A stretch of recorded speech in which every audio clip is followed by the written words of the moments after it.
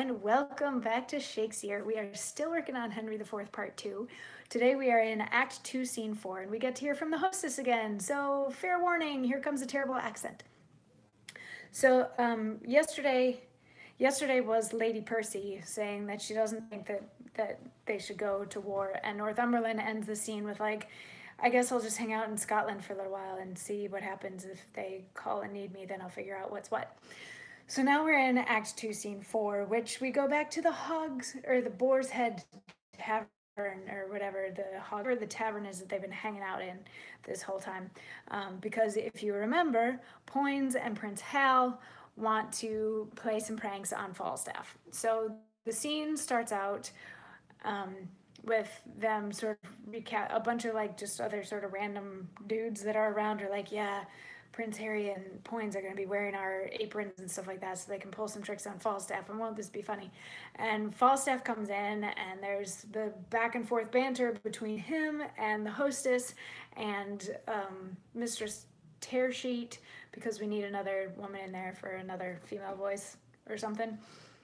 And then somebody comes upstairs and is like, Sir John, your ensign, otherwise known as an ancient, is downstairs and he wants to see you. And Falstaff's like, bring him upstairs.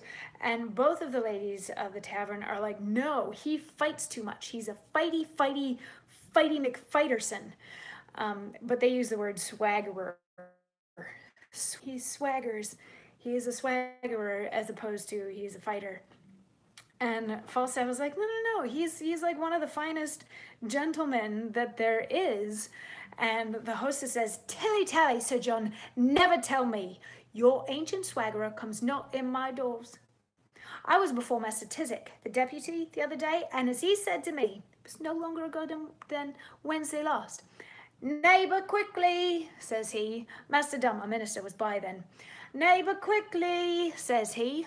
Receive those that are civil, for, saith he, you are in an ill name. Now he said so, I can tell whereupon, for, says he, you are an honest woman, and well thought on, therefore, take heed what guests receive, says he, no swaggering companions. There comes none here. You were blessed to hear what he said. No, I'll no swaggerers. So Falstaff goes outside to talk to him. And then we get to find out more about what happens in the scene. Maybe there'll be some pranks with Poins and Hal, because, you know, that's how the scene started. And if they don't finish that way, then it's kind of a disappointment. Anyway, I'll see you tomorrow for more.